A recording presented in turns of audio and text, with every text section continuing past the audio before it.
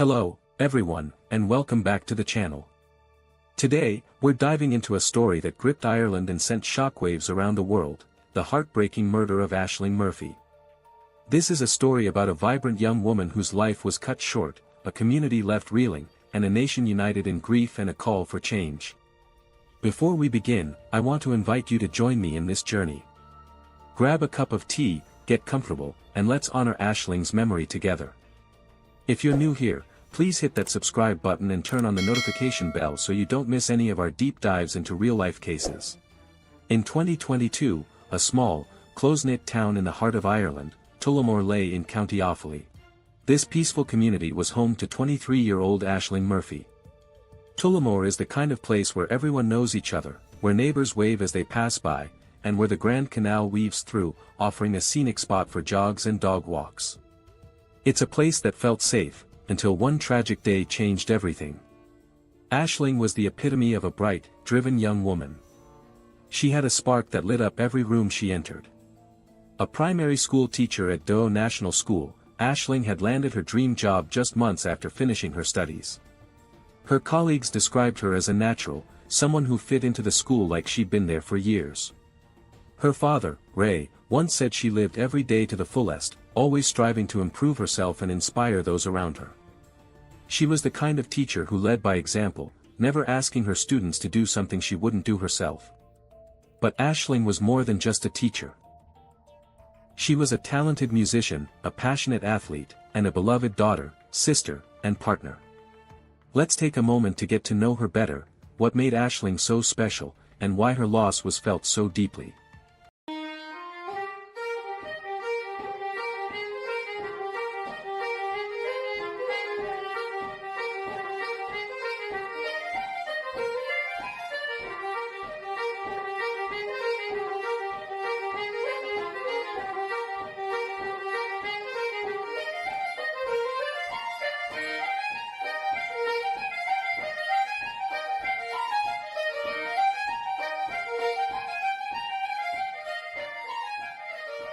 Ashling Murphy was a woman of many talents. Growing up in Tullamore, she was immersed in music and the arts from a young age. Her mother, Kathleen, taught her to sing, and Ashling's love for music blossomed. She played the fiddle like a pro, earning a reputation as one of Ireland's best young traditional musicians. She performed at the Tullamore Tradfest, a local celebration of Irish music, and was a member of the choir, orchestra, and traditional music group in school. She even took on the challenge of learning the uilleann pipes, one of the most difficult instruments to master, just to prove to herself she could do it. Ashling was also an athlete, playing camogie, a traditional Irish sport similar to hockey, with the same passion she brought to everything else. Her dedication to self-improvement was infectious. She pushed her students to strive for their best, just as she did in her own life. Family was at the heart of Ashling's world. She was incredibly close to her parents, Ray and Kathleen, her sister Amy, and her brother Cathal. Family dinners were a priority, filled with laughter and stories. Then there was Ryan, her partner and the love of her life. They met at a disco when they were just 15, fell head over heels, and after a brief breakup in their teens, reunited stronger than ever. Ryan often said Ashling's smile could lift anyone's spirits, no matter how tough their day had been. They dreamed of marriage, building a home, and starting a family together. Let's pause here for a moment. Can you imagine someone like Ashling in your life? Someone who brings joy to everyone around them? Drop a comment below and share what makes the special people in your life shine. It's a reminder of how precious these connections are. Let's set the stage for that fateful day. It was January 12, 2022, a crisp winter afternoon in Tullamore. Ashling had just finished teaching her first-grade class at Doe National School. As was her routine, she decided to go for a jog along the Grand Canal, a popular spot known as Fiona's Way, named after a missing woman, Fiona Pender. The canal path was a community favorite, bustling with joggers and dog walkers, especially in the daylight hours. It felt like the safest place to clear her mind after a busy day. Before she left, her mother, Kathleen, had a bad feeling. She asked Ashling to jog somewhere else, worried about her safety. But Ashling, full of confidence and independence, hugged her mom and said, "Ah, ma'am, I'm 23 years old. Love you." Those words would later haunt Kathleen. At around 2:51 p.m., Ashling started her run, her Fitbit tracking her movements. She was wearing a small necklace with her name on it, a personal touch that would later become a key detail. The canal was quiet that afternoon, but not empty. Two women were jogging along Fiona's Way when they noticed something unusual. A mountain bike, a Falcon Storm with green paint and straight handlebars, was propped against the path. Then they heard a sound that sent chills down their spines, a woman's cries coming from the woods nearby. Thinking someone had fallen off the bike and needed help, the women approached. What they saw was horrifying. A man was hunched over a woman, pinning her down as she struggled. The woman was Ashling, fighting for her life. When the man noticed the joggers, he turned, snarled, and bared his teeth, a clear warning to back off.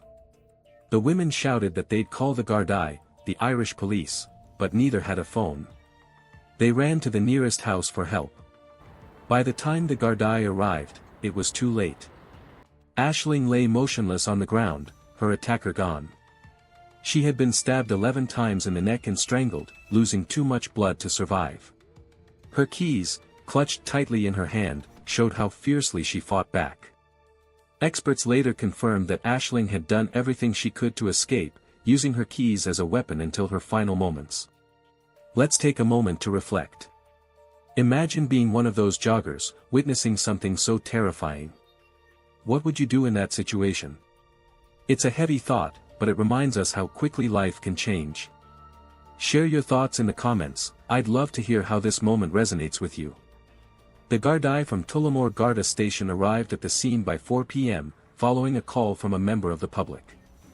They found Ashling's body and immediately launched a full-scale murder investigation. The National Bureau of Criminal Investigation was brought in, and the Gardaí vowed to leave no stone unturned. Superintendent Eamon Curley addressed the media, confirming that the victim was 23-year-old Ashling Murphy, a beloved local teacher.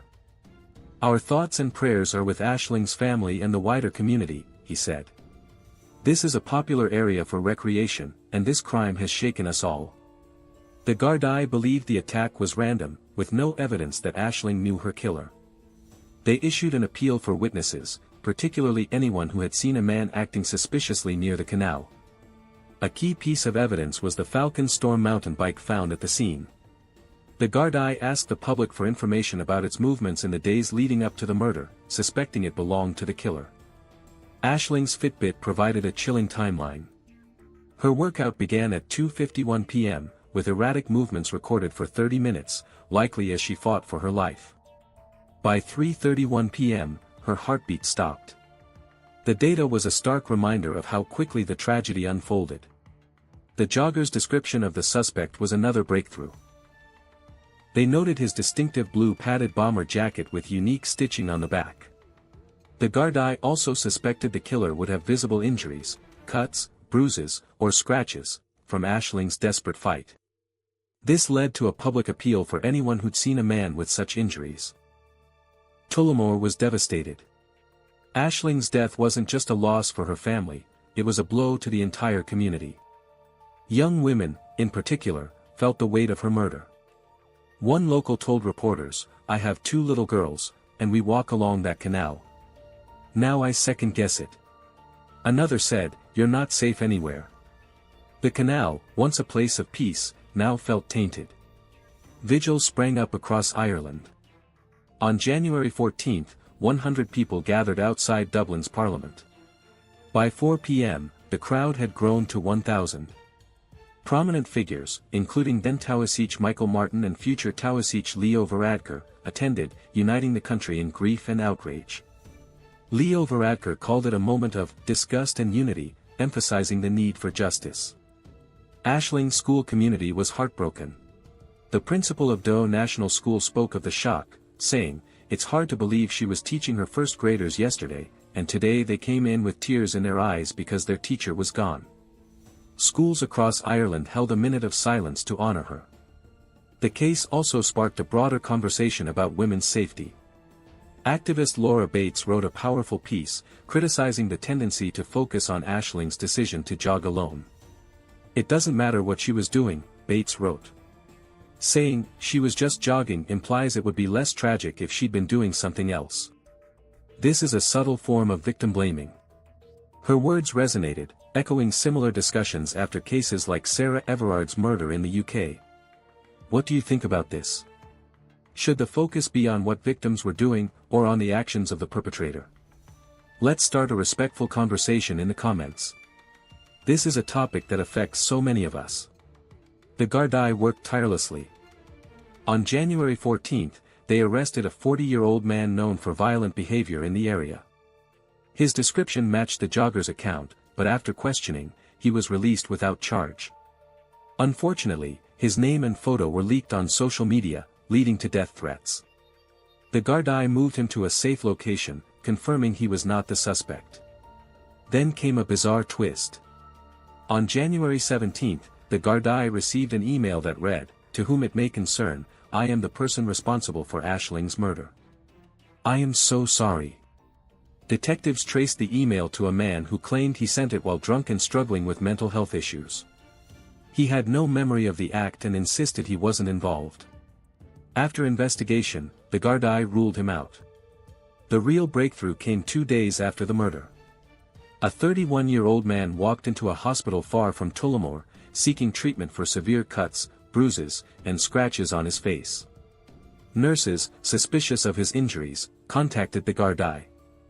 The man claimed he'd been attacked by a masked man, but his story didn't add up. The Gardaí searched 2 properties, one in Dublin, an hour away, and another just 8 minutes from the crime scene. They also seized 2 cars. When questioned, the man initially denied knowing Ashling, claiming he didn't watch the news or speak English well. But his story unraveled. He admitted to being on the canal path and claimed he tried to protect Ashling from another attacker. Then, in a stunning turn, he confessed, "I did it. I killed her. I am the killer."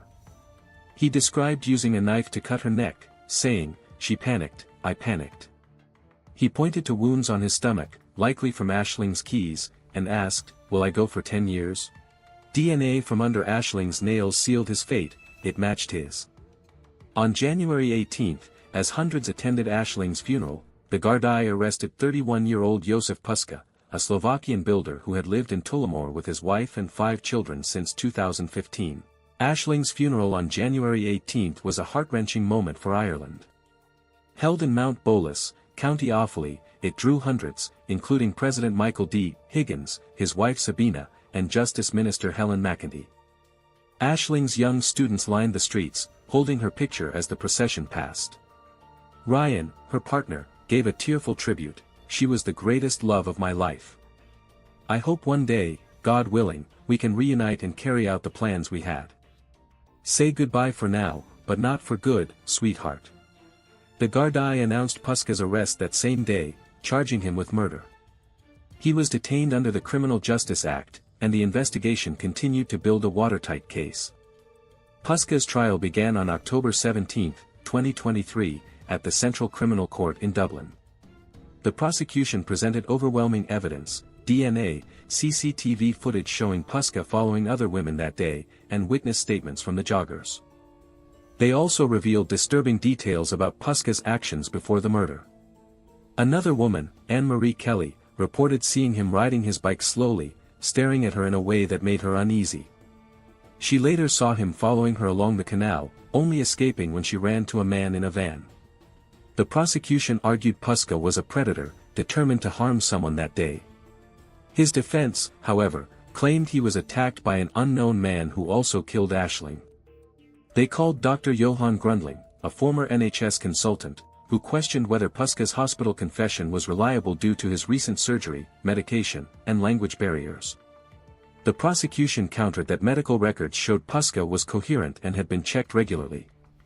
After 13 days of testimony and over 60 witnesses, the jury deliberated for just 2 hours on November 9, 2023. They unanimously found Puska guilty of murder. Judge Tony Hunt didn't mince words, "There is no doubt that evil is in this room." He called Puska's defense nonsense and praised the jury for their swift decision, excusing them from jury duty for 20 years due to the case's brutality. On November 17, Puska was sentenced to life in prison, the mandatory term for murder in Ireland. Judge Hunt noted that, if he had the power, he'd have considered a whole life order, emphasizing Puska's lack of remorse and the unknown motive. Ryan confronted Puska in court, saying, "Because of you, I'll never marry my true love. You smirked and showed no remorse. May you be in hell for 30 minutes before God even knows you're dead." Ashling's family showed incredible strength. In a statement, they thanked the Gardaí, the prosecution, and the community for their support. "Ashling was a shining light in our community," they said. "We will continue to set the table for 5. They expressed gratitude for the nationwide vigils and the global outpouring of love. Ashling's murder sparked a movement. It reignited discussions about violence against women, with parallels drawn to cases like Sarah Everard, Anna Cryle, and Jill Marr. Her sister Amy spoke of the nightmares of not being there to save her, while Ryan said he'd have to remember Ashling longer than he knew her. The case became a rallying cry for safer streets and systemic change. Let's talk about this in the comments. What changes do you think we need to make to ensure women feel safe in public spaces? Your voice matters in this conversation. Ashling Murphy's story is one of unimaginable loss, but also of a community's resilience and a nation's resolve to seek justice. Her light continues to shine through the memories of those who loved her and the changes her case has inspired. Thank you for joining me in honoring her today. If this story touched you, please give it a like, subscribe for more true crime content, and turn on the notification bell. Share Ashling's story to keep her memory alive. Stay safe, take care of each other, and I'll see you in the next video.